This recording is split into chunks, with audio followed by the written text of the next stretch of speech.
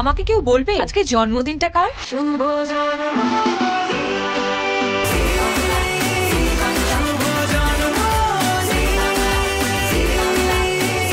জি বাংলার 25 বছরের জন্মদিন এবার উদযাপিত হবে সোনার সংসারের মঞ্চে। আসছে জি বাংলা সোনার সংসার অ্যাওয়ার্ড। চোখ রাখুন জি বাংলায়।